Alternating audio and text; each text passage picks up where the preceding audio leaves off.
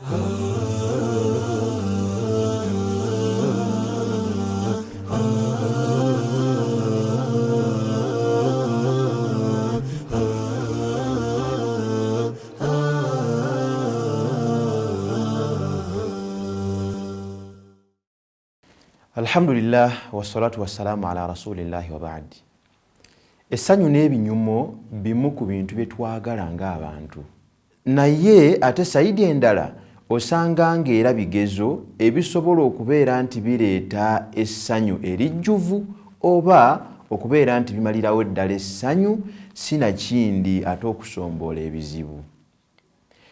Ebinyumo bwe bibanga byakuleeta ebizibu ebibisinga, ebinyumo ebibeera bivumirirwa, kwegamba kubanga kulya kibumba kya mpisi, bw'okirya bw'oti kiba kiwoomu naye ate kirimu obutwa kitta.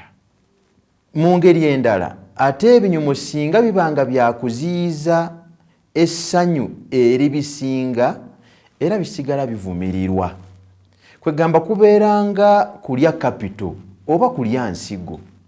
N'olwekyo omukkiriza olubeerera abeera mukalabakalaba, abeera muzuukufu, ebinyumo bibeera bizze asooka kubyekebejja oba tebigwa mu miteeko egyo ebiri.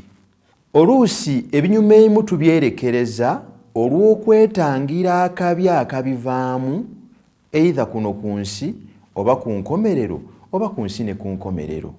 Ate eruuyi era ebinyumo bisobola okujja ne tutabigendamu olw'okwegendereza nga tulabye nti singa tunaabyerekereza ate tugenda kufuna ebirungi ebibisinga eitha kuno ku nsi oba ku nkomerero oba ku nsi ne ku nkomerero.